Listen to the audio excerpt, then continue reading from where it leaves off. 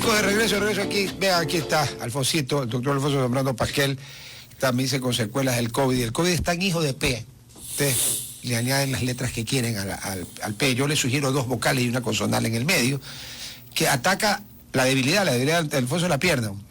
Dolores en la pierna. ¿Hace cuánto fue que te dio COVID, Alfonsito? 2 rounds con el COVID. Diciembre... ¿2 rounds? Sí, diciembre de 2020 y enero de 2021. Ah, pero es consecutivo.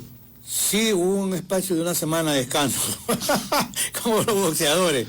4 días pasé asilado en diciembre. Yo creo que el COVID... 7 días en enero. El COVID tiene que haber salido de alguna persona a la que le ganaste un juicio y te fue a joder. Sí, lo único lo único que yo me siento bien y tranquilo es que utilizo mucho las redes sociales para mantenerme activo y el COVID no me ha afectado ni la voz, ni el cerebro, ni la vista, ni el gusto, ni el oído, nada, la pierna. Bueno, pero así que allí vamos, allí le vamos a ganar igual. Ya no, claro, vamos a ganar. Claro. Definitivo. Vamos, ahora sí, a ver. El maestro Zambrano Pasquel no necesita presentación, pues no, además que yo ya tengo una ruma de libros del maestro Zambrano Pasquel, que de vez en cuando una cosa interesante que se me ocurre, cojo uno y lo veo. Y digo, y esto acá está en el otro. ¿Cuántos llevas ya? 57. Yo sospecho que este man, en alguna reencarnación anterior, era uno de esos dignatarios de la corte china, un mandarín, y se dedicaba solo a escribir y a fumar aquellos que fuman por allá. 57. Sí, o sea que 3 más cumple 60. Ya mismo agarras tu edad al ritmo que vas con los libros. García Márquez decía que si él hubiera vivido en la época de la tecnología hubiera escrito el doble. Claro. Pero yo digo, no, suave nomás, ya bastante con lo que tengo, tampoco sí, pero a ver, pero tú escribes libros técnicos. García Márquez escribía novelas. Claro, derecho penal, procesal penal, política criminal, criminología constitucional. Hay un aviso. Ahora sí, vamos al tema. A ver, vamos al tema. La Constitución vigente, que fue redactada en Montecristi, vamos a suponer que la cambiaron o que no la cambiaron, no me importa. Ahorita para eso no es relevante. El tema relevante es que esa Constitución, cambiada o no, fue sometida a un referéndum confirmatorio y fue ampliamente, ganó el sí. Yo voté no, pero ganó el sí. La Constitución tiene un montón de contradicciones, ¿no? Por ejemplo, consagra el derecho a la resistencia. Constitucionalmente y penalmente hablando, ¿hasta cuáles son los límites del derecho a la resistencia? Primero, el derecho a la resistencia tiene más de 200 años. La Constitución de Virginia, de 1700 y tantos. En Estados Unidos. En Estados Unidos. Claro, ¿no? Y en Europa. Claro. Y en Europa también. Ellos vivieron tiranía. Exacto. Entonces, se ha proclamado el derecho a la resistencia como el ejercicio legítimo del pueblo a rebelarse. Correcto. Porque en el fondo, la protesta social, que es el concepto amplio, ¿cómo se materializa? Ejerciendo el derecho a la resistencia. Claro. O sea, lo que dice la Constitución nuestra, el 98, tomó lo que es una tendencia... ¿La del 98 o la del 2008? La del 2008, perdón, me equivoqué. ¿En la del 98 no estaba el derecho? No. Ah, ya, ok. Pero eso es a ver, eso yo diría que hoy es un derecho fundamental, ¿ya? Un derecho universal, ¿ya? De amplio reconocimiento, okay. Y ha habido a lo largo de la historia personas que han ejercido el derecho a la resistencia de manera pacífica, como Mahatma Gandhi o... Nelson Mandela. No, Mandela... Mandela al final. Bueno. Claro. Mandela era miembro del NAACP, que es una organización terrorista. Por eso. Como incluso en Estados Unidos. Desmond Tutu, el obispo. Claro. Ese sí se fue pacífico, en Sudáfrica también. El monseñor Oscar Arnulfo Romero. Asesinado vilmente. Sí, lo asesinó. Y él decía, él abría las puertas y le decía a los militares, ustedes son genocidas y el pueblo tiene la obligación de rebelarse. Lo mataron los militares. Claro. Arena, el mayor Roberto Dubuisson fue el que dio la orden. A diferencia, por ejemplo, en Estados Unidos, la misma figura de Malcolm X no era...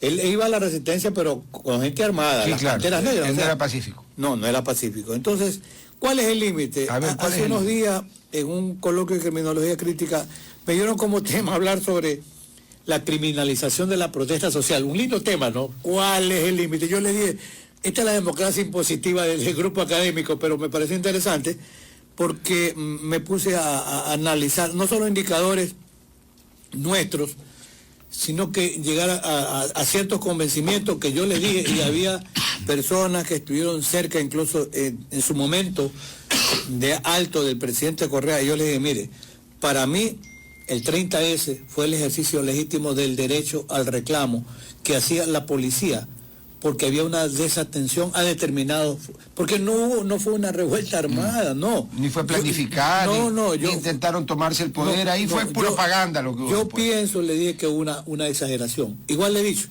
en un momento dado la profesora Betty Zamora, que era dirigente de la UNE, Mary, que fue presidente de la UNE, claro, criminalizada bajo figura de sabotaje y terrorismo. Entonces, eso fue una sobreexageración cuando un magistrado de corte, que el doctor, recuerdo, Ail Guardo, fue el juez ponente para revocar la injusta condena, a él el Consejo de la Judicatura lo destituyó. Entonces, yo digo, no siempre estoy estaba de acuerdo. Frank Nitti, pues, en el Consejo de la Judicatura. Por supuesto. El Frank Nitti criollo, no sea Gustavo Yalc, que de criollo con ese apellido tampoco tiene nada, ¿no? Claro. Yalc, sí, apellido alemán. Alemán, pues, ya. Entonces, mira, hay una, como yo digo, hay una línea roja muy delgada. Pero cuando pasa, a ver, el derecho a la resistencia de la Constitución, a tu juicio, constitucionalista y penalista, pues el señor tiene varios sombreros, ahorita se va a poner los dos al mismo tiempo. Ese derecho a la resistencia permite, por ejemplo, cerrar vías de paso, permite cobrarle a la gente para pasar las vías de paso, permite, como en octubre del 2019, destruir medio Quito.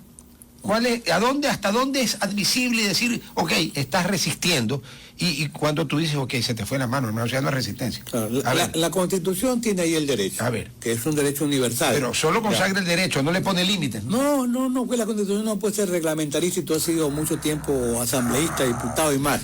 No, diputado nunca, never in my life, asambleísta. Bueno, asambleísta, tal vez más importante. Pero cuando uno mira y dice, el derecho a la resistencia, ¿cuál es el límite? Hay que acudir al Código Penal o ahora al Código Orgánico Integral Penal. Ese sería el límite. Marca la cancha. A ver, márqueme la cancha. Entonces, a ver, ahora que está detenido el presidente Issa, presidente de la CONAIE. Con Z. Con Z, sí. Pero te digo una cuestión, si uno mira las propuestas que hace la CONAIE, me parecen más que necesarias. Ojalá que de esas 10 exigencias se cumplan algunas. Entonces, ¿qué nos habrá al final de la jornada revelado este momento de la protesta que hoy ha recrudecido, que hoy ha aumentado, que era necesario que el pueblo vaya a estas manifestaciones para que el gobierno no siga siendo tan indolente? Yo hago una consideración. ¿Por qué no se han congelado el precio de venta al público, por ejemplo, en los supermercados? ¿Por qué no? A ver. Claro. ¿Quiere una respuesta? Bueno, ya usted la sabe. Entonces me va a decir que no le vea la cara de pendejo. Sí. Pero es que entonces... Ni feo, no cojudo. ¿Qué pasa?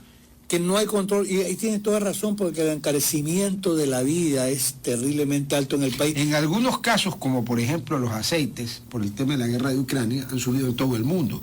Pero eso es uno de los casos. Hay otros casos en los que a mí no me los van a hacer vincular con la guerra de Ucrania, porque Ucrania no tiene nada que ver, ni Rusia nada que ver con eso. Pero la gasolina sí. Sí, la gasolina sí. Por el petróleo. Claro. Ayer volvió a subir el WTI, lo cual es bueno por el gobierno. Sí. Para las arcas fiscales, perdón. Y para nosotros. Claro, porque a veces las personas no entienden, muchos no comprenden, incluso yo estaba en esa línea. ¿Cómo que si sube el precio internacional del petróleo tiene que subir la gasolina? Es porque la gasolina tiene que ser procesada y los componentes... ¿Y sale del petróleo, pues, hermano? Y los componentes se encarecen, claro. Y eso hace que la gasolina se encarezca. Claro. Entonces, a mí me parece además que un país dolarizado tiene una inflación terrible, lo cual es un contrasentido, porque los expertos en economía dicen un país dolarizado debiera tener una menor inflación. Sí, pero Estados Unidos anda por el 8.6. Es récord. Biden va a tener una de las peores palizas de medio término en las elecciones del Congreso, porque la inflación está a punto de ser la más alta en la historia de los Estados Unidos. Claro, y aparte no es culpa de él, la gasolina no es culpa de él. No. Estados Unidos tiene otros problemas diferentes a los nuestros, pero, a ver, está en el Código Penal. ¿Qué dice? A ver, tú me decías, el COIP marca la cancha. Alguna figura. La primera, la que hemos hablado alguna vez, esta famosa asociación ilícita, que es todo y es nada. Porque la asociación ilícita, una vez decíamos aquí, estamos reunidos conversando los dos, la señorita que acompaña en cabina, el que está, el amigo allá, y alguien se dice, oye, pero sería mejor de pronto saltar un banco para ver si mejoramos la economía. Entonces, no, mejor las drogas, que es más fácil, no hay control, y el control, hay una vacuna, ¿verdad? Se paga un impuesto y pasa. Ese solo hecho, haber conversado ese tema, ya es asociación ilícita. Es una estupidez, pero es que es un tipo penal llamado de peligro abstracto. Y por eso Raúl Zaporoni, mi amigo, que es magistrado de la Corte Interamericana, está en desacuerdo. Claro, y él dice que la asociación ilícita es utilizada por los estados modernos como un último recurso. Cuando no encuentran otra figura penal de clava, asociación ilícita, estaban unidos, entonces, para cometer delito, dice. El delito es concreto, ¿no es cierto? Claro, además... Entonces, a mí no me vengan a decir que hay una asociación abstracta. Pues. Bueno, pero mira... ¿Cómo pueden saber ellos lo que estábamos, nuestra intención? Es la sola... Podemos estar planeando por hablar. Suponte que a los 4 nos guste hablar de historia. Y estamos comparando el asesinato de Lincoln con el de Kennedy, digamos, y supongámonos, para que no se resienta nadie, del de un presidente del Ecuador. Ya. No el actual, el que sea, cualquiera, en cualquier momento. Que nos van a acusar de que estamos tratando de asesinar al presidente del Ecuador porque hemos hablado comparativamente del asesinato de Lincoln y el de Kennedy. Es que la asociación ilícita es un tipo penal de esa característica, le llaman de peligro abstracto. Así lo dice la doctrina. Entonces, pero abstracto, se mantiene. ¿Qué es lo abstracto, Alfonsito? Lo abstracto lo que nadie sabe. Lo que está, o sea, ni siquiera pasa lo que llamamos el sedazo del iter criminis, o sea, el proceso de evolución del delito, entonces, porque no hay ningún principio de ejecución. No hay alternativa. Pero está allí. Entonces, hoy día ya veía que dicen, hay que ver si también ISA tiene que responder por asociación ilícita. Ahora. Pero vea, por eso me pareció una estupidez. Pero el caso concreto... Pero cerrar carreteras sí está prohibido el código. Sí.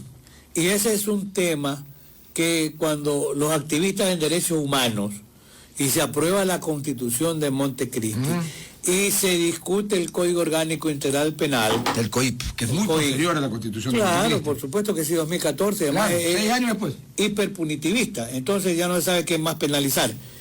Hiperpunitivista, claro. Una asamblea controlada abrumadoramente por Correa, esa es la asamblea de los 100. Sí, pero el país tuvo 100. ¿Sabes por qué? ¿Por qué pasa eso?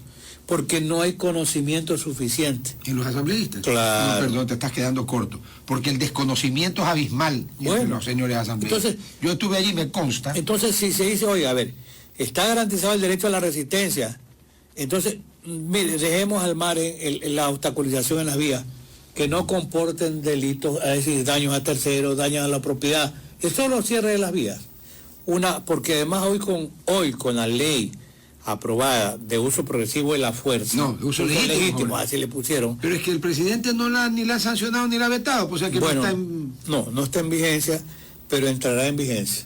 Entonces, allí hay algunos aspectos interesantes que se van a venir, porque incluso ahí se establece como la resistencia violenta y la resistencia pacífica. Va a ser un rollo, porque va a haber que armar, y ahí habla de protocolo, de educación a la policía, de educación se está creando, que siempre he dicho contigo, la importancia de que exista un órgano de control penitenciario debidamente tecnificado. No la cosa que hay aquí. No. Y a mí me parece razonable incluso que ese personal especializado pueda hacer uso en un momento dado de las armas, lo cual es conveniente y es altamente necesario, porque de paso, para no perder la idea, el margen de criminalidad que se vive fuera de la cárcel es un reflejo de lo que pasa dentro de la cárcel, y han pasado tantos meses.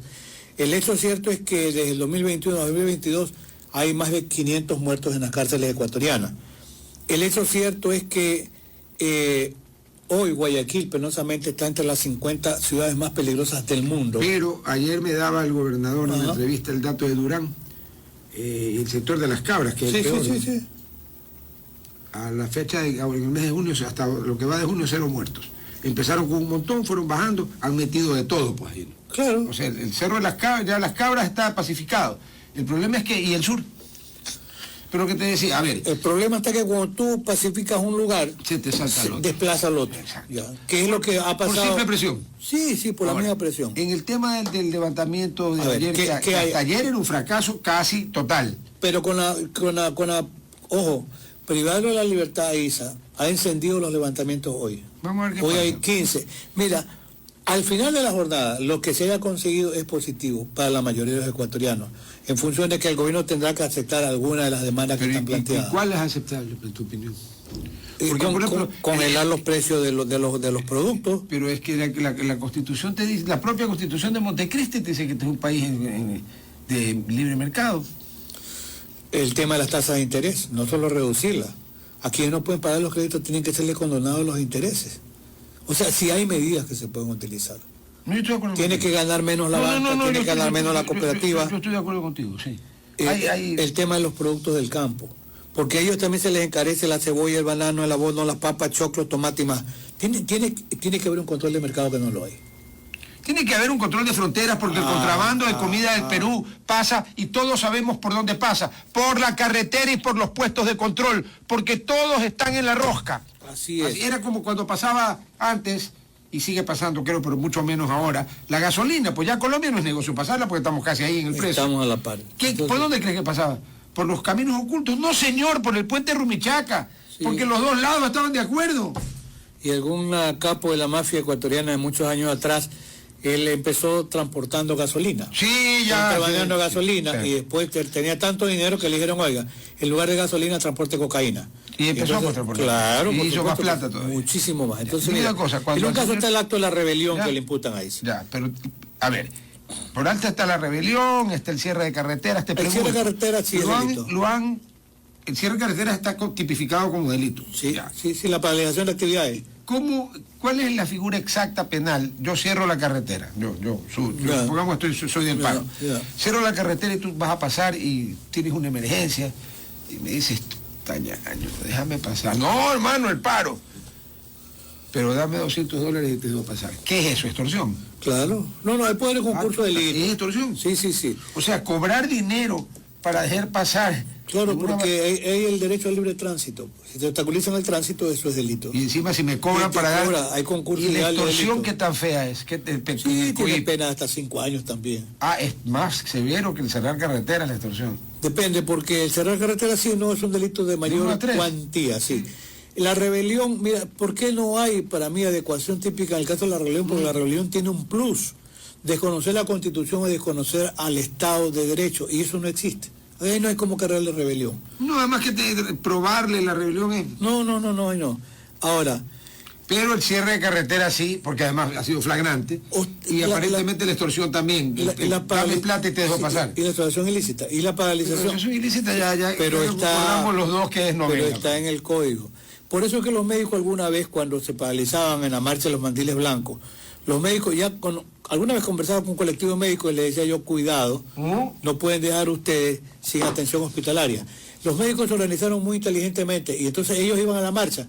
Oiga, pero usted es para el estado del servicio. No, señor. Yo estoy... no estoy en mi turno, correcto. Exacto, en mi horario de descanso, correcto. Señor, yo vengo a reclamar lo justo y consecuentemente los compañeros siguen haciendo guardia. Claro. O sea, no hay desatención. Claro. Entonces, donde hubiera habido la desatención se metía en un lío de la grandísima. Además que puede haber un muerto.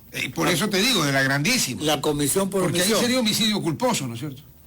Mira, ahí hay un tema interesante, puede ser culposo o ahora se empieza a discutir en ese tipo de delitos si podría haber dolo eventual. ¿Dolo eventual? Sí, peor. Claro, porque es más grave, porque el dolo eventual se dice, alguna vez decía el maestro Basigalupo español, que nace en Argentina pero está en España, él decía cuando el sujeto revela una total indiferencia. O sea, muérete un desprecio, el desprecio es dolo eventual.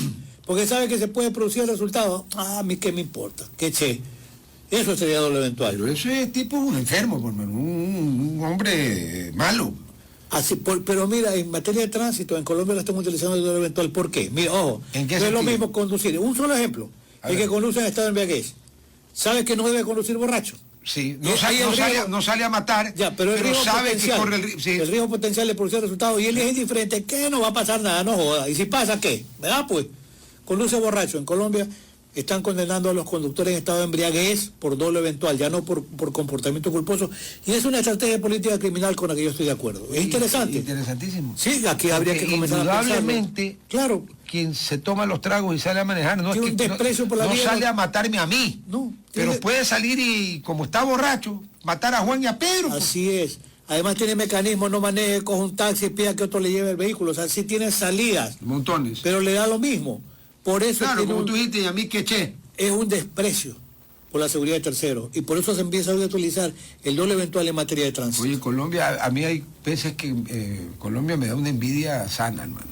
Vi el otro día en televisión, aquí pues en las redes sociales, una entrevista que le hacen a Rodolfo Hernández, mi tocayo. ¿Qué? Un tal Juanpis, que parece que es Juan Francisco Pizarro, es un hombre de familia acaudalada. Ya. En un momento de la discusión, Juanpis le dice a Hernández, pero ahora resulta que usted tiene más plata que yo, marica, porque así se hablan en Colombia. Sí, claro. Y el otro dice, no sé, usted tan marica, la plata usted la heredó, yo le he trabajado. Dice, verdad, yo le heredé, dice el otro.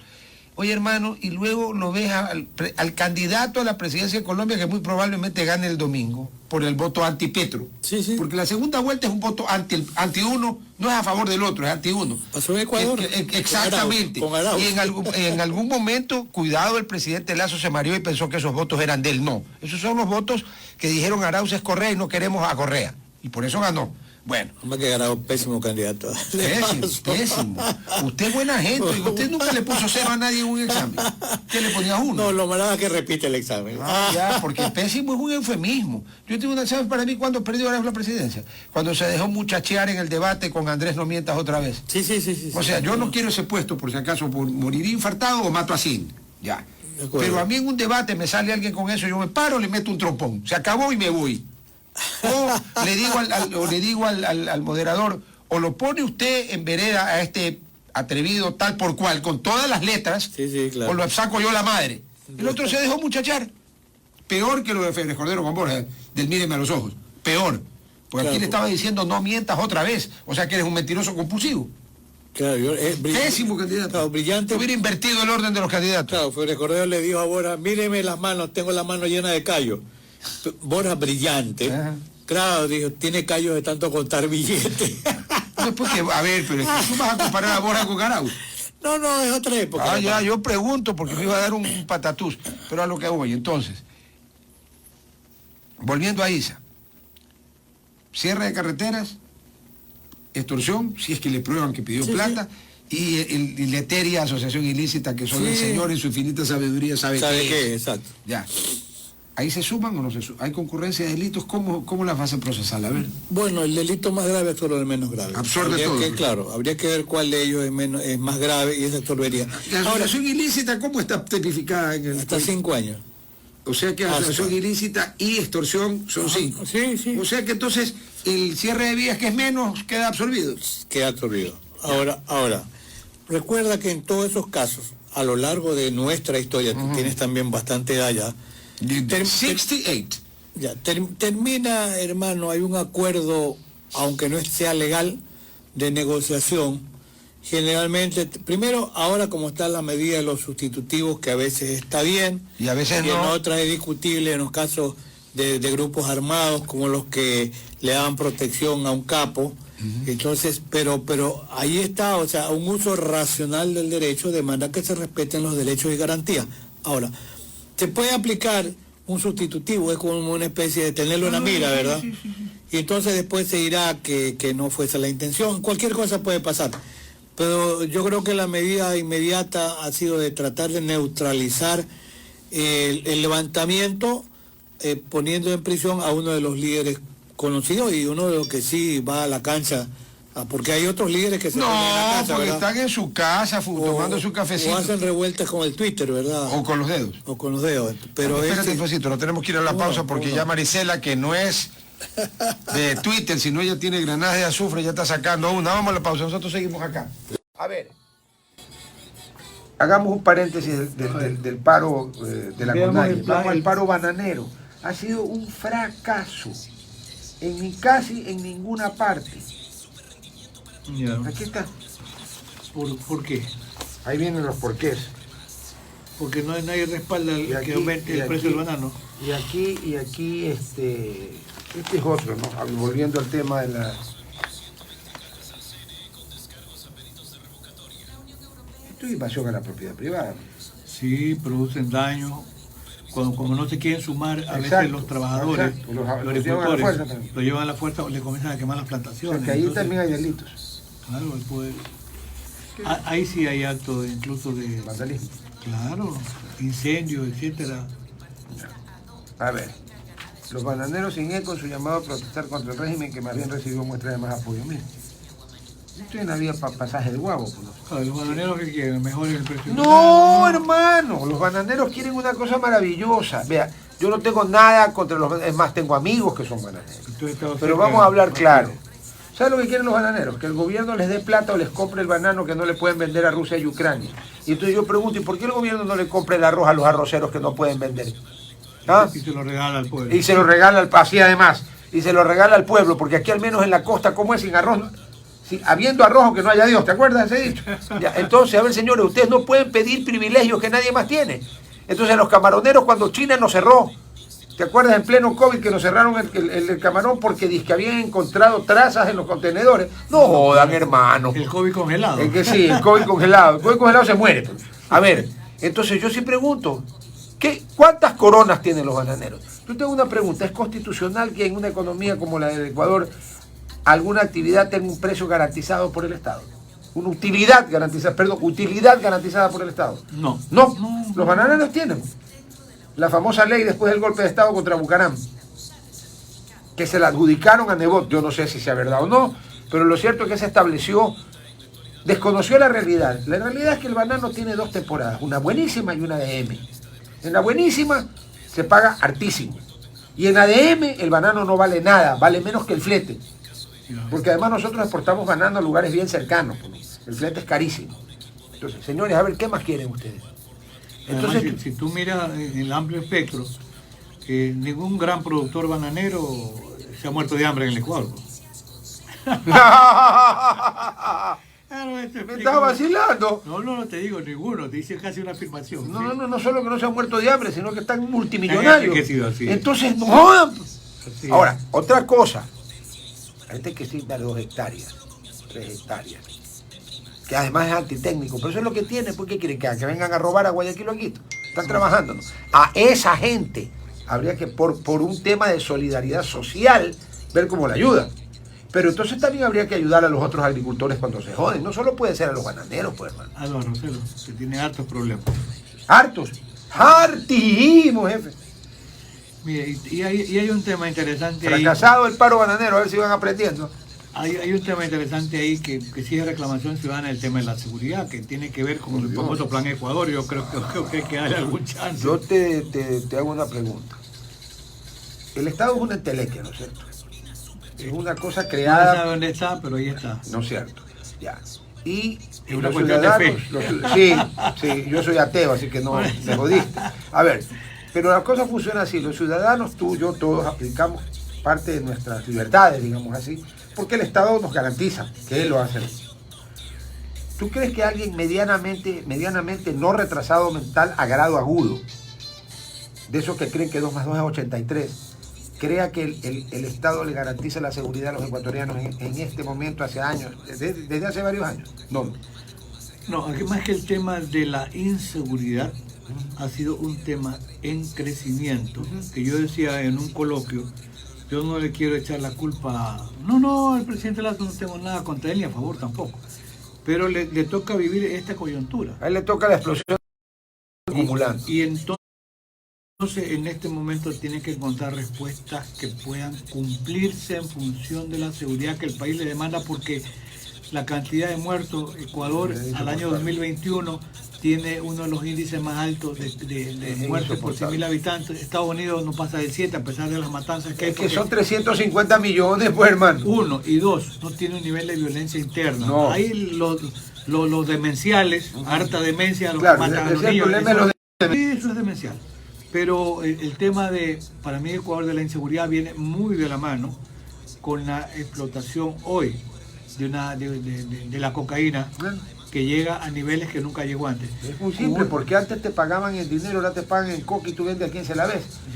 Tú ves a quién se la vende, entonces tienes que pelear el territorio, pues, como en Chicago, en tiempo de la prohibición, que se mataban por el territorio. Es lo mismo. Claro, ahora se pudo legalizar porque era menos complejo desde el punto de vista económico el tema de la legalización del alcohol. Además que era imposible no legalizarlo. Pues si mueve 500.000 millones de dólares por año. Es el único caso en que una enmienda a la Constitución norteamericana fue anulada por otra enmienda. Claro. La famosa enmienda Volstead, que fue la que puso la prohibición en 1919 o 19, fue anulada por otra enmienda cuando Roosevelt subió al poder, 33. Duró 14 años. ¿Qué hizo esos 14 años? Hizo que el señor Lucky Luciano, el señor Alfonso Capone, o sea, gente honorabilísima, que no se dedicaban ni a controlar, chantajear prostitutas, ni al juego ilegal, ni a chantajear a los sindicatos, se hicieron más multimillonarios que nunca con el tema del trago. O sea, esa medida de la prohibición fue la medida más estúpida de la historia de la humanidad. Y sabes que los movimientos feministas en Estados Unidos son los que consiguen. ¿Por qué? Porque los maridos borrachos. Porque, oye, una enmienda, lograron cambiar una enmienda es difícil. Tú necesitas primero 2/3 en la Cámara Baja. 2/3. 2/3 en el Senado, de 100, consiga por 2/3. Pero, ya. Y luego, tú tienes en un plazo de 10 años, ¿ya?, para que las 3/4 partes de los estados la ratifiquen, si no, no pasa. Es que por eso es que la segunda enmienda, del porte de armas, ¿sí sabes cuándo la van a derogar? No, nunca. Además que es un gran negocio. Aparte que hay un montón de estados que son realmente, ellos viven de la industria. Eso, sino que se formaron así, pues. Dakota del Norte, los que fueron avanzando y luchando contra los pueblos indígenas porque, a ver, señores, aquí no hay indios, hay indígenas. Indios están en la Federación India, capital Nueva Delhi, que queda en el Asia. Aquí quedó esa definición cojuda. Bien, de regreso con el maestro Alfonso Zambrano Pasquel. A ver, Alfonso, en tu opinión, sí, pero sí, regresemos un ratito al tema de la CONAIE para irnos a seguridad ahora. En tu opinión, ¿tú ves posibilidad racional alguna de que este paro de la CONAIE, porque el paro bananero ha sido un fracaso total, el paro de la CONAIE pueda de alguna manera parecerse a lo que pasó en octubre del 2019, o tú no ves esa posibilidad? No porque en realidad me parece que en el 2019 tenían una organización diferente a la de ahora, una organización que implicaba incluso la posibilidad de aprovecharse de armas, de bombas molotov, de gasolina, de lanzacohetes caseros como los que vimos en la televisión. Exacto. Entonces yo pienso que no es igual la coyuntura de hoy. No. El movimiento de hoy resultó, yo diría, casi más espontáneo, menos organizado. Sí, yo estoy de acuerdo contigo. El del 2019, para mí, o sea, yo no lo puedo probar, no tengo la evidencia, ¿no?, pero en mi opinión fue un movimiento que iba preparado para provocar la caída del presidente Moreno.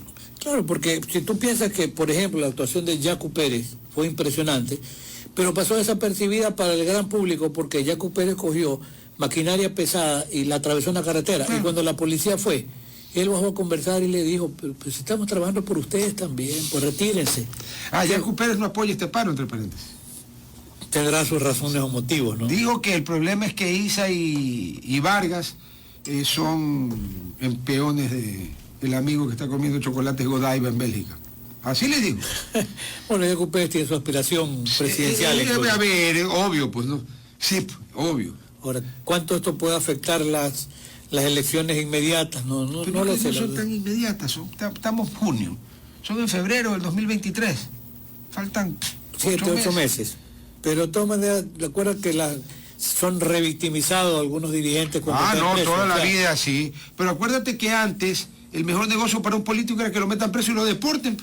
En cambio ahora un político que lo metan preso, jamás, pues, hermano. Sí. El único fue yo se lo aplaudo al coronel Gutiérrez, que regresó y cumplió la pena. Y cumplió la pena que le puso el golpista Kerensky Palacios, Palacio, porque si le digo Palacio se va a creer pariente del Libertador. No, usted no tiene ese en el apellido, señor. El otro era don Simón de la Santísima Trinidad Bolívar y Palacios ese. El señor cardiólogo, brillantísimo cardiólogo, pésimo presidente, es Palacio en singular, sin ese. Ergo, no tienes cero parentesco con el Libertador Bolívar, lo cual me llena de profunda satisfacción, porque creo que usted, señor doctor Palacio, es un gran cardiólogo, pero un eminente cardiólogo. Como presidente de la República fue un mierdólogo. Ese fue el que terminó el chance de tener un tratado de libre comercio con Estados Unidos. Él lo liquidó. Mira cómo nos ha ido de bien con el tratado de libre comercio con Europa. ¿Quién lo impulsó? Mira lo que es las cosas, ¿no? ¿Quién bloqueó el de Estados Unidos? Palacio. ¿Quién impulsó y dio la orden para que se firme con Europa? Correa. Y de Correa todo el mundo despotrica 24/7. ¿Y qué pasa de agache? Encima está dice qué cosa en una universidad. Pero bueno, a ver, Alfonso.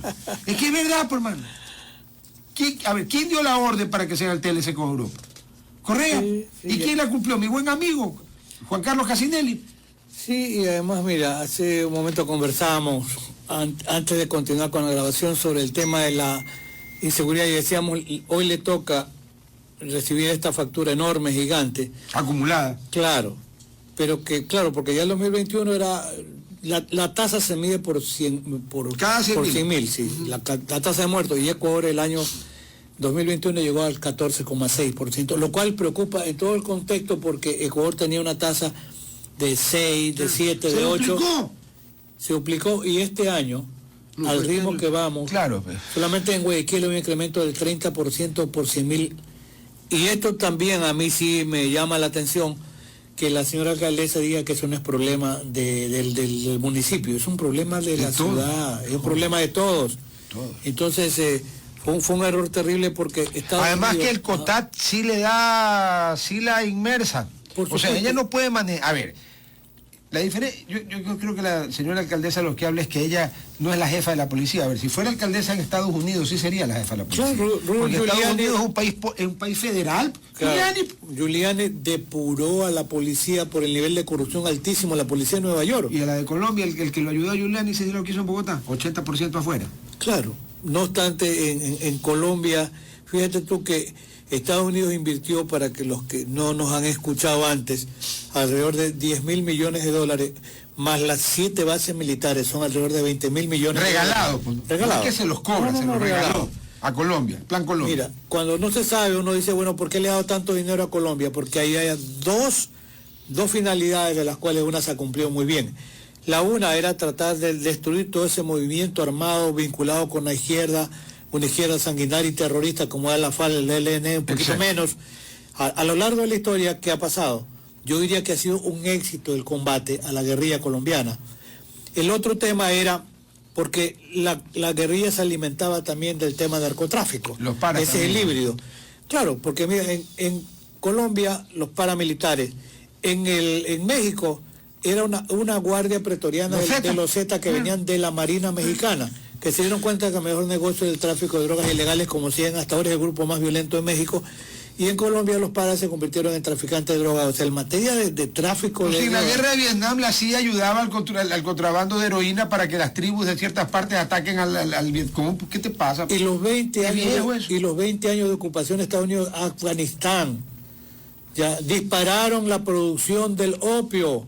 O sea, sirvió de nada, 20 años lo ocuparon y ahora se fueron corriendo y dejaron jodido a Afganistán, con una Al-Qaeda que crece y tiene, es una población que sufre. Los talibanes, que sufre terriblemente porque tiene un nivel de violencia altísimo. 20 años de ocupación. Ellos viven en la época del profeta Mahoma, con la Sharia, pues están locos. Sí. Ahora,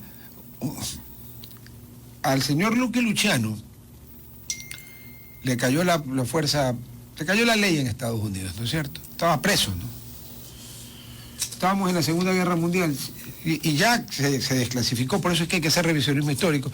Sí saben que cuando los aliados iban a invadir Sicilia, lo fueron a buscar al señor Luciano para que los ayude. Y entonces en un avión, en vuelo clandestino, lo llevaron a Luciano a Sicilia para que hable con los jefes de la mafia. Y los jefes de la mafia, obviamente por odio a Mussolini, porque la única vez que la mafia le hicieron retroceder a casi cero fue con Mussolini. Porque tú comprenderás que Mussolini no podía aceptar un poder paralelo, casi los destruyó. Bueno, la mafia ayudó al ejército americano, así que no nos vamos a rasgar las vestiduras aquí.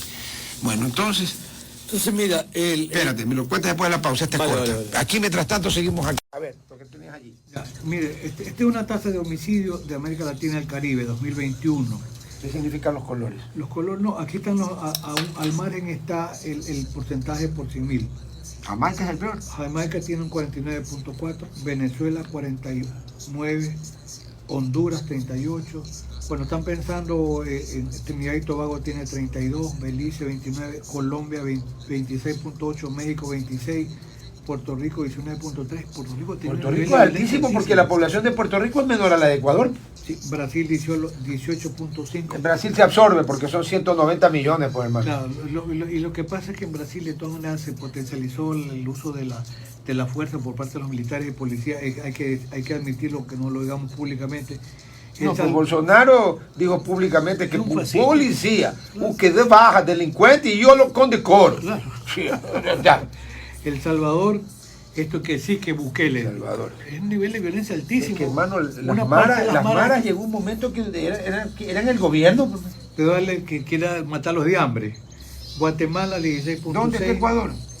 Guyana 15, aquí está Ecuador tenía 14, pero Ecuador tenía el 6%. Claro, eso es lo que tenemos que ver, no cuánto estamos, sino cuánto crecimos, claro, que es lo malo. Porque ¿cuántos hay encima nuestro? ¿Algunos? Sí, hay algunos. Comparémonos con los vecinitos. No. En Colombia nos revienta. Pero en cambio Perú tiene 4.3. Después de todo el terrorismo de Sendero Luminoso y Tupac Amaru, deben agradecerle a Fujimori históricamente que son... Fujimori cometió el error de Correa, pero peor. Si él se hubiera ido a su casa cuando terminó su segundo periodo, Fujimori sería un héroe nacional en el Perú. Claro. Es tan héroe nacional que Keiko perdió por 2.000 votos, 20.000 votos en las elecciones. Siempre se le unen todos contra ella. En una elección inmediata, Keiko Fujimori puede ser la presidenta. Inmediata, sí. Bueno, es que te está diciendo que vamos. Por Dios, hermano. Y Chile tiene el menor nivel de violencia, 3.6, a pesar de Uruguay, que... Regreso. 8.5. De regreso con el doctor Alfonso Hermano Pasquel, que tiene esta cosita que les voy a enseñar. Ustedes la van a ver al revés, pero ya la va a explicar. Este cuadrito de aquí es la tasa de homicidios en América Latina y el Caribe. A ver, vuestra gracia, explíquese. Bueno, lo haremos muy rápido. 2021, ¿no? 2021, sí, tasa por 100.000 habitantes. Jamaica... A ver, por cada 100.000 habitantes. Esa tasa perjudica a los países que tienen menos población. Jamaica 49.4, Venezuela... 49.4 Jamaica. Sí.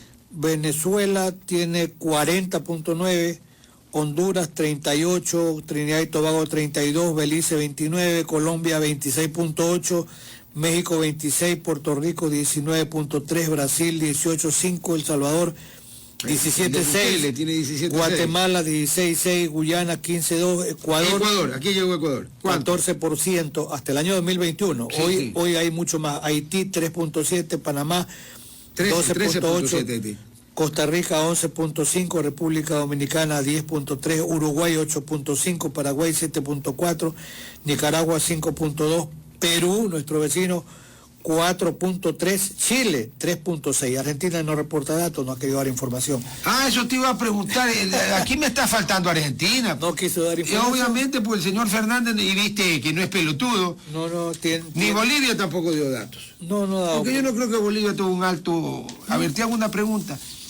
De nuestros dos vecinos, porque el otro es el Océano Pacífico, donde no creo que haya muerto por 100.000 habitantes, pasamos de que Colombia tiene 26.8, casi el doble de Ecuador, que tiene 14, ¿sí? Pero Perú tiene 4.3. Mira, el proceso... Déme explicando, pues si Perú viene de una violencia... Bueno, ya la pararon hace tiempo, pero Perú experimentó al Sendero Luminoso, experimentó a los otros, pues al MRT, al Tupac Amaru, ¿te acuerdas? A los que secuestraron al embajador japonés. Sí, ya, bueno, a ver, ¿por qué esa diferencia? Mira, en el Perú, para mí la decisión del presidente peruano, Alberto Fujimori, es histórica. Él liquidó al terrorismo peruano, sí. lo liquidó en su propio terreno con armas, etcétera. No transó con ellos, los liquidó. No se podía negociar. Y es una característica de la derecha. Si te estás pensando, Pérez Cordero en Ecuador liquidó a Alfaro Vive y liquidó al M-19. En Colombia, el presidente Uribe. Los acorraló. Ya, el presidente, lo cual no quiere decir que Colombia ha solucionado el problema del narcotráfico, porque Estados Unidos sigue consumiendo por año, Estados Unidos, 400 toneladas de cocaína, por si acaso. ¿Qué es lo que hay que decirle al presidente Biden? Oiga, dejen de consumir tanta cocaína, porque tenemos el principal mercado. O, entonces, como no puedes parar que consuman, ayúdame a que no salga. Dame... A ver, nosotros no necesitamos armas para combatir ninguna guerrilla, porque aquí no hay... Pero sí necesitamos un montón de cosas para pelearle a una delincuencia internacional que tiene más plata que el gobierno del Ecuador, pues, más. Sin duda. Ahora, a Estados Unidos le interesa que ingrese menos droga. Obvio. Porque tiene un problema de salud interno, que tiene que atenderlo, le guste o no le guste. Y que cuesta plata. Así es. Ahora mira, estos datos son tomados del Ministerio de Gobierno y Policía Nacional de Ecuador. Ya. Enero del 22. O sea, oficiales. Sí. Ya. 2014, la tasa era de 8.18. 2015 bajó 6.46. 2016 5.81, 2017 5.79, 2018 5.84, 2019 6.88, 2020 7.83, 2021 se duplicó 14.06. O sea, que los dos únicos años, en 3, 4, 5, 6, 7, 8 años, que tuvieron una tasa más alta que la del año pasado, fueron solo un año. 2019-2020. Solo un año. El 2014, que tuvo 8.18. Claro, hasta ahí estaba alta y comenzó a bajar. Sí, bajó, sí, fíjate así. Y el punto más bajo es el 2017 con 5.79. Sí. Por eso y es que el 2018, el 18 es casi lo mismo, 5.84. Aquí ya hay una subida de un punto. Claro, por eso es que internacionalmente preocupa el nivel de violencia o de muertes violentas en Ecuador. Tengo una pregunta. Aquí están considerados los muertos en las masacres de las cárceles, ¿no? Son pocos. No son tan pocos. Son 510 en 2 años. ¿Cuándo ha habido eso? Nunca. Claro. ¿En masacres en cárceles de Ecuador? Yo no. Estaba con la idea de que debe ser tomado. Sí, porque son muertes violentas. Sí. Con toda razón. 510 nunca han habido en el Ecuador. No, pues en 2 años no, creo que en el mundo ni en 50 años en el Ecuador han habido. Antes, tú lo sabes mejor que yo. Siempre ha habido muertos en las cárceles. ¿Qué era? Que el uno descubrió que el otro fulano andaba con la mujer, lo mató. Mal reparto. O alguna otra cosa. Pero eran 2, 3 muertos, 4 muertos al año, ocasionales en las cárceles. Una ocasión conversaba contigo en este mismo programa, y yo dije, cuando ya es relevada la comandante Tania Abreu, le dije, qué bueno que deje el mando, y te dije algo, que lo repito. A mí me pareció extraordinario que se haya nombrado comandante general de la Policía de Ecuador a una persona que tenía entrenamiento en el FBI. Te dije, estamos hechos. Oficial joven. ¿Y qué ha pasado? En 6 meses tuvieron que votarlo. ¿Qué es lo que está pasando? No es operativa la policía, o si es operativa para otras cosas, falta elemento policial, tiene que estar en un proceso de depuración. No, el tema es tiene que entrar en un proceso de depuración, yo lo pongo en primer nivel. Ya. ¿Sabes por qué? Porque yo no voy a creer que nosotros y los colombianos somos tan abismalmente distintos. Pues, ¿no? En Colombia el asesor de Giuliani, que lo contrató en Bogotá, 80% afuera, pues no pasaron el polígrafo, entonces le retiró la confianza. Pero ¿por qué? Es que Colombia sigue siendo el principal exportador productor. Y Ecuador el principal exportador.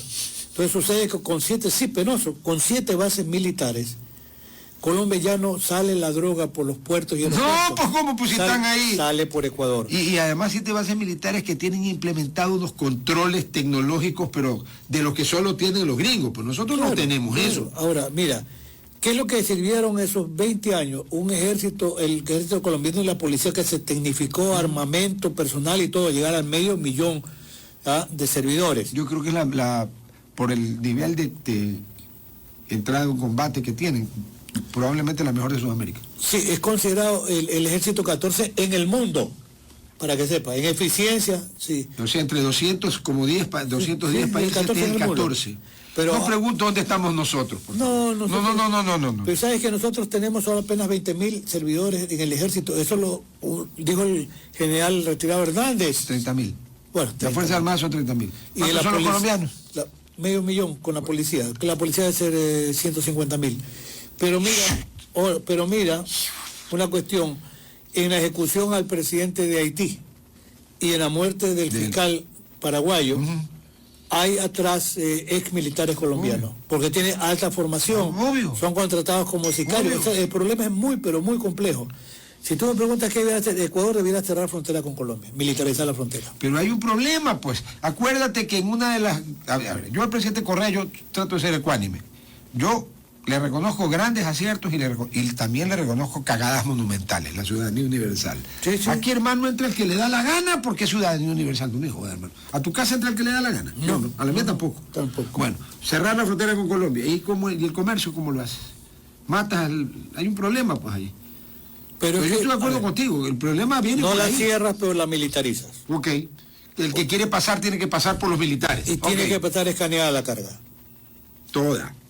No aleatoriamente, toda. Pero a nosotros no nos interesa presos ni droga. Ya el que viene con la droga, hoy están jodiendo en la frontera, salga, váyase por Venezuela, váyase por otro lado. Exacto.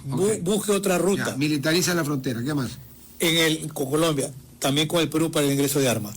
Porque el gran problema es la cantidad de armas. Aquí le dan bala hasta con yapa, 50 tiros, 80 tiros.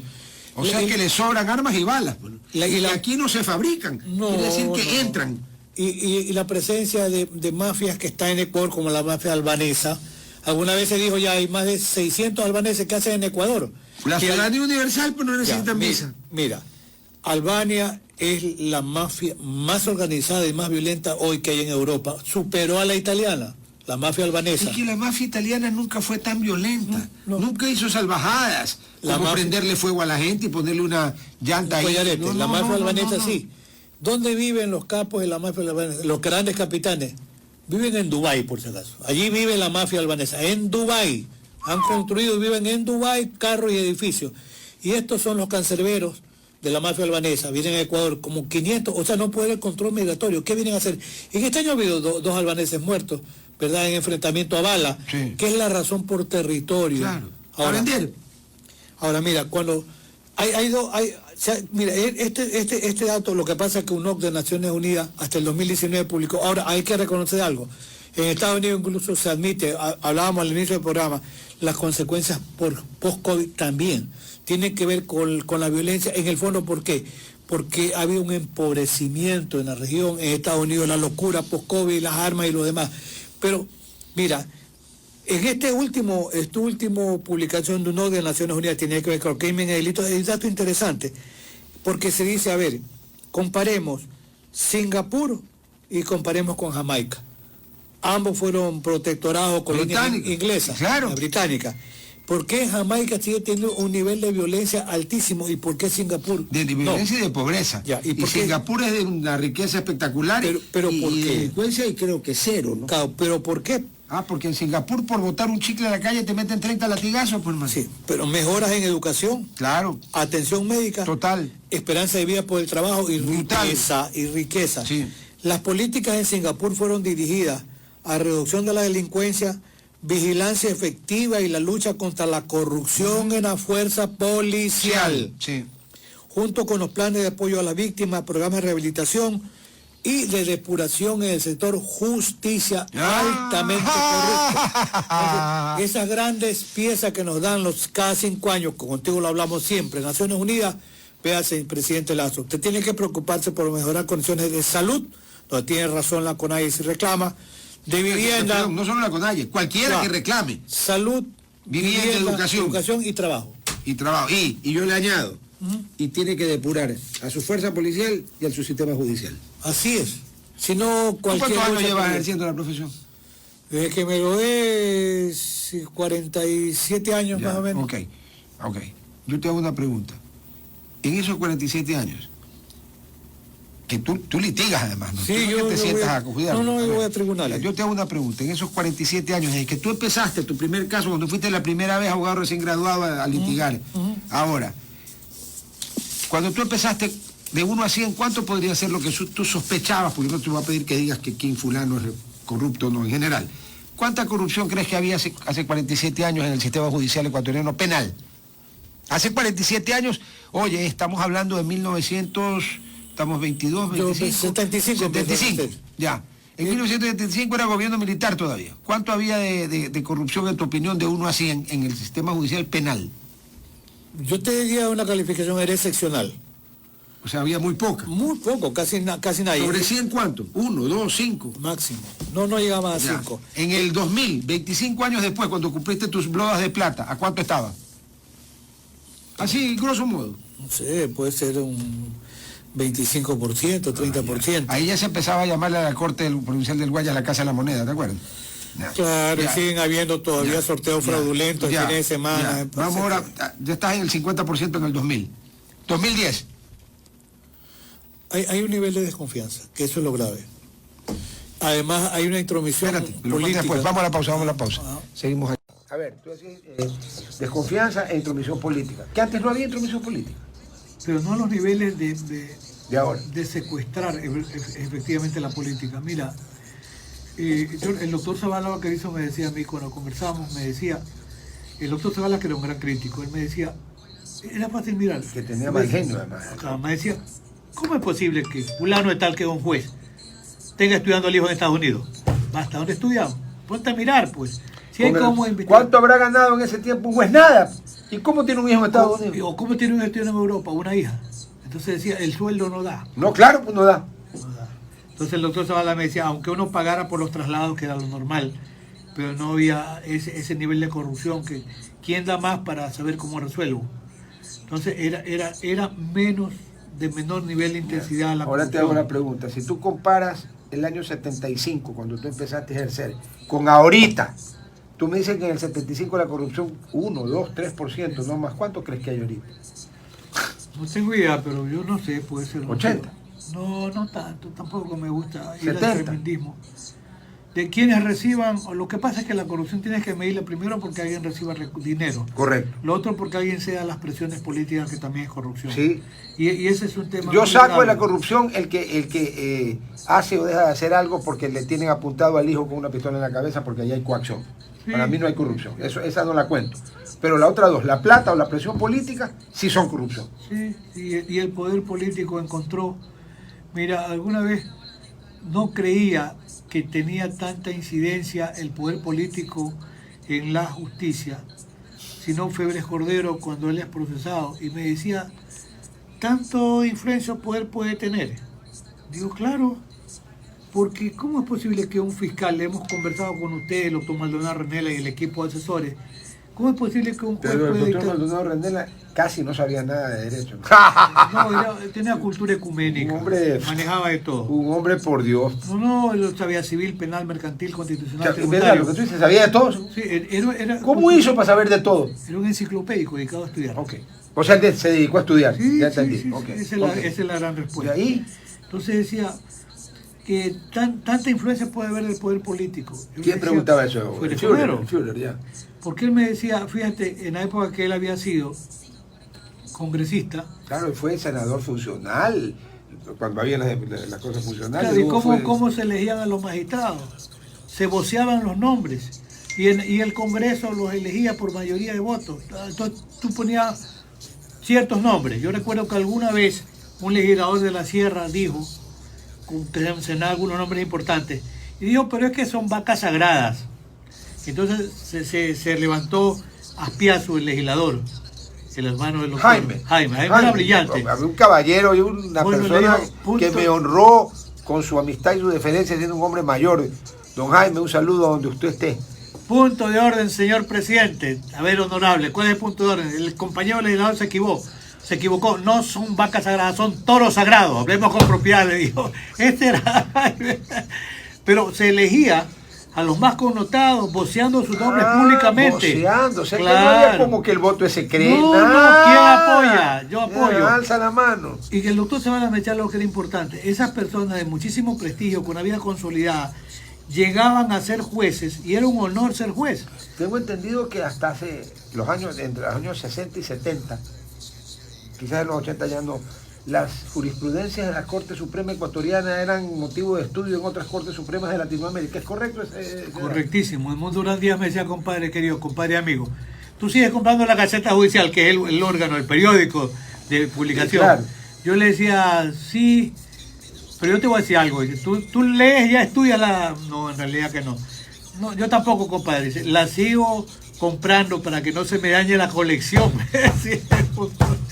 Pero es que no encuentras tú un acervo doctrinario muy importante. Antes sí lo había. Sí, había mucha cultura, mucha preocupación. Lo que pasa es, mira, increíble decir que la politización de la justicia...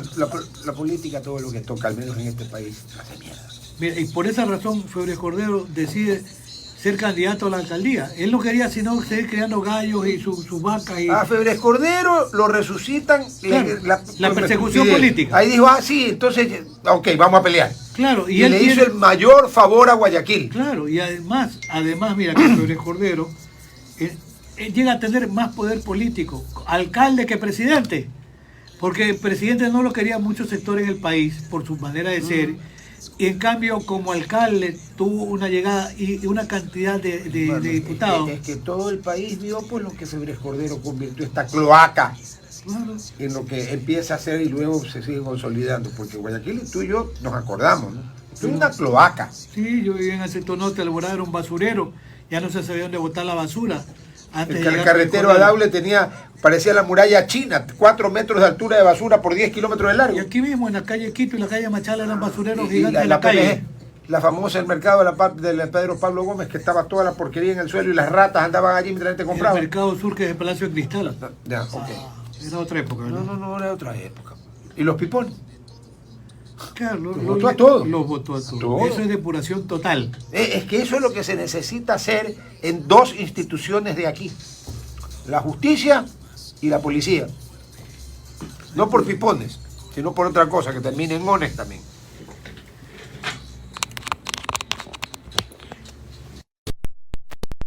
Y claro, yo decía que hay que depurar, hablábamos de Férez Cordero, que los votó a los pipones. Yo digo que en la justicia y la policía hay que votar, depurar también, y no por pipones, sino por otra cosa que termine en ones.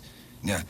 Haciendo notar que hay muchísimas excepciones, por eso digo depurar, no destruir ni nada, sino depurar es separar el grano de la paja, como diría la escritura, ¿no? Sí, además que mira, te pones a pensar, contigo hablábamos en una ocasión, es conveniente que exista un consejo de la judicatura. Te digo que sí, pero ¿qué funciones o roles va a cumplir? Es que no es importante el nombre, sino qué puede hacer o qué no puede hacer. ¿Qué es lo que hace? Y si cumple o no su rol. Porque mira... Esta pugna que hay ahorita. En eso, mira, no tengo ninguna relación personal ni amistad siquiera con ninguno de los dos, ni con el presidente de la Corte Nacional, pero a mí me pareció exagerado que el Consejo de la Judicatura, con 2 votos nada más, porque los demás no aparecieron, ya decía suspender en función al presidente de la Corte Nacional. Eso rompe cualquier criterio de proporcionalidad, pues. Si hasta los que acompañaban al mafioso tienen medidas sustitutivas. Entonces, pero ¿qué gana el país? ¿Te parece bien que el gobernador haya denunciado al juez que le dio las sustitutivas a los 18 en grupo, habiendo armas de por medio? Cualquiera puede hacer la denuncia. Y si lo quiere hacer el gobernador, está bien. Pero cualquiera podía denunciar. Sí. Pero que haya habido la voluntad política de que un gobernador lo haga, habla bien. Yo pienso que sí, porque además va a ejercer algún nivel de presión para que actúe mejor el Consejo de la Judicatura. Y puede el Consejo de la Judicatura incluso suspender provisionalmente al juez, ir a un expediente y luego destituirlo. Antes de que me olvide, Alfonsito, hace tiempo que me he olvidado de invitarlo, que cojudo que soy yo también, ¿no? Como decía el coronel Albán, que en paz descanse, el coronel Albán Borja, el que habla con idiotas es usted. El idiota soy yo. Era una finísima. A ver, si tú hubieras tenido que dilucidar estos 2 habeas corpus que ya que se los revocaron y que los jueces fueron declarados en ¿cómo es el error? Inexcusado. Inexcusable. No es inexcusado, no es que no, inexcusable, no tiene nada que ver con el excusado. No. En nuestros tiempos le decíamos excusado, ahora se le llama inodoro. Somos finos. ¿En tu opinión esos habeas corpus eran raros o no tan raros? ¿Cuál de ellos? El del gángster y el del señor Vidrio. Para empezar, a ver, el habeas corpus, que hemos hablado contigo alguna vez, sí. Más de 200 años la garantía, habeas corpus, tráeme el cuerpo. Es la garantía creo, más antigua que hay, ¿no? Una de las más garantías, más importantes, que debe subsistir, sí. Sí, claro. Ahora se ha ampliado el habeas corpus, la doctrina peruana ha sido muy prolífica, la colombiana también, ya el habeas corpus correctivo, reparador, ya no solo es tráeme el cuerpo. Exacto. O sea, corregir lo que esté mal, correctivo. Ahora, ¿qué correctivo podría haber en el caso del señor Junior Roldán? Lamentablemente ya mataron hasta el hermano. Él está más seguro dentro de la cárcel que afuera. Es de no creer, ¿no? Es de no creer. De no creer. ¿Por qué la Corte Constitucional dijo, no es que no se pueden dar sustitutivos, pero dijo excepcionalmente, y hay que tomar en cuenta la gravedad del delito que se imputa, tema que puede ser discutible, pero luego igual también la conmoción social que puede producir un acto de libertad. No, en un momento dado podría ser, por ejemplo, cuando se trata de casos de víctimas de violencia doméstica, sí, o la afectación de la víctima, porque sale a pagar una apatía del marido, ¿no, verdad? Y la conmoción social, pues, el líder de una organización criminal que vaya a la calle, ¿cómo no va a producir preocupación? Por supuesto que sí. O sea, yo creo que ahí no había como conseguirlo. O sea, la Corte actuó bien al revocar, y tú crees que hubo error inexcusable. Porque ya le declararon el error inexcusable. Sí, había por su... Además ya lo habían suspendido, le renovaron. Lo de Glass hay que poner las cosas en el contexto real. A ver, Glass venía reclamando mucho tiempo que se le acumulen las condenas. ¿Para qué? Para que en función de la condena única él pueda acceder a los beneficios de carcelación, Hay que admitir en toda esta trapisonda política que Glass tiene más de 4 años privado de la libertad, realmente, no yéndose a misa, no, real 4 años. De acuerdo con la ley vigente al tiempo, los hechos que se le imputan y el máximo de la condena me parece que es de 8 años, la pena mayor absorbe al menor. Entonces, aquí no se acumulan como en Estados Unidos. No, y además está bien porque por las condiciones de la propia cárcel, okay. ¿Para qué más? Entonces, si se le aplicaba ese régimen con pena única, él con el 40% que estuvo vigente al tiempo de los hechos, tenía derecho a la libertad. Y ahora incluso con el 60% que tiene más de 4 años ya preso, él tendría derecho a un cambio de régimen de semilibertad. Semiabierto, sí, ya. Semiabierto. Pero no pidieron eso. Lo ha pedido y se le han negado por 2 ocasiones. Yo hablo del habeas corpus. En el habeas corpus. No se fundamentaron en eso. Yo creo que el habeas corpus le faltó decir este argumento. Señor, 2 veces hemos pedido, entonces correctivo. ¿Qué pasaba si el juez decía, a ver, señores, como es corregir, yo voy a corregir y aquí no se le han acumulado? Le hubieran hecho lo que falla la Corte del Provincial de Santa Elena, de la provincia de Santa Elena, así que le dice que no era competente. Claro. Y que por forma, porque ellos no tocan la forma. No entraron al fondo. Ahora, ¿era o no era competente, en tu opinión? De acuerdo con la estructura legal ecuatoriana, sí. Pero. Cuando se presenta se dice que porque no sabía dónde estaba. Que usarle telemáticamente desde Cotopaxi. Bueno, ese fue un error de la defensa. Como salir bailando con aretes también. Brother, ese fue por Dios, pero la locura, ¿no? La euforia. La euforia. Simplemente no tenía que aparecer. Cuando no apareció, señor habeas corpus, déjenlo en libertad. Pero que apareció. Entonces ya no tenía sentido, porque ahí está, ¿verdad? Sí. Entonces ya no se iba abajo, lo hubiera declarado sin lugar por aparecer. Claro. Porque si no aparecía... En otras palabras, por cojudo. Sí. Mala asesoría, malos abogados y producen estos efectos. Cojudo. Porque el planteamiento debiera ser, señor, yo ya he cumplido el 40%, corrijan con el habeas corpus que no me quieren conceder los jueces, y era un habeas corpus correctivo para decir, señor... Pero eso que aclaremos, eso no es que le terminaba la pena, sino que le cambiaba las condiciones de cumplir la pena. Sí, seguía cumpliéndola. Es que la gente cree que cuando te dan habeas corpus, cuando te dan sustitutivas, es que ya estás en libertad. No. Además, no. Y si ves vivos o muertos y sangre o no sangre, tendría que estar en un hospital psiquiátrico para hacer una evaluación, para evitar que se suicide. No, lo que pasó grave, lo que yo creo que conmovió al pobre hombre, al juez de Santa Elena, es que parece que una de las alucinaciones de Glass es que él veía en el aroma una refinería de 14 torres y 4 pisos. Esa es otra locura. Ahí ya el juez dijo, usted te van a estar loco. Y si es por problemas de salud que no son atendidos por un hospital para la atención. Claro. Entonces, yo creo que esos errores o fallas se dieron, pero él sigue teniendo el derecho. Ido por otro lado. Claro. ¿Y por qué no ejerce ese derecho? Porque recién ahora los abogados están pensando que van a insistir en que se respete el derecho a la acumulación de las condenas o la absorción por la pena mayor para que tenga derecho al 40% de la libertad. ¿Por qué?